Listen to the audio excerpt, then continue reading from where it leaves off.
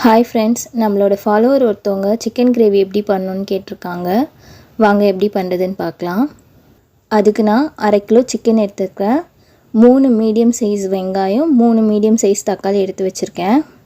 இப்போ chicken gravy எப்படி பண்ணலான்னு பார்க்கலாம் வாங்க. பேன் வச்சுக்கலாம். பேன் ஹீட் ஆனோடனே ஆயில் ஊற்றிடலாம். ஆயில் ஹீட் ஆனோடனே பட்டை, லவங்கம், ஏலக்காய் சேர்த்துக்கலாம்.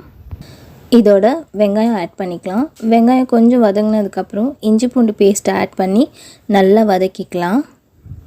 வெங்காயம் நல்லா வதங்கினதுக்கப்புறமா தக்காளி சேர்த்துக்கலாம். தக்காளி சேர்த்த உடனே கொஞ்சமாக மஞ்சத்தூள் போட்டுக்கலாம். மஞ்சத்தூள் ஆட் பண்ணால் தக்காளி சீக்கிரமாக குக் ஆகிடும்.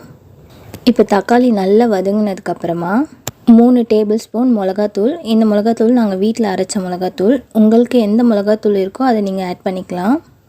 3/4 டேபிள் ஸ்பூன் கரம் மசாலா, தேவையான அளவு உப்பு சேர்த்து நல்லா மிக்ஸ் பண்ணிக்கலாம்.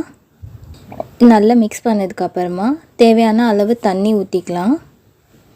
தண்ணி நல்லா கொதித்து மிளகாத்தூளோட பச்சை வாசனை போனதுக்கப்புறம் நம்ம எடுத்து வச்சுருக்க சிக்கன் எல்லாமே ஆட் பண்ணிக்கலாம்.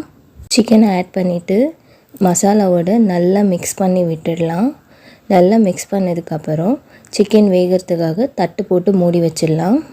சிக்கன் இப்போ நல்லா குக் ஆகிடுச்சு. கொஞ்சம் கிரேவி ஆகிற அளவுக்கு தண்ணி மட்டும் ட்ரை பண்ணிக்கலாம். இப்போ நல்லா ட்ரை ஆகிடுச்சு. இதில் லாஸ்ட்டாக கருவேப்பிலை போட்டு இறக்கிடலாம். லாஸ்ட்டாக நம்ம கருவேப்பிலை ஆட் பண்ணுறதுனால அதோட ஃப்ளேவர் நல்லாயிருக்கும். சிம்பிளான சிக்கன் கிரேவி ரெடி. நீங்களும் ட்ரை பண்ணி பாருங்கள். ட்ரை பண்ணி பார்த்துட்டு எப்படி இருக்குதுன்னு கமெண்ட் பண்ணுங்கள்.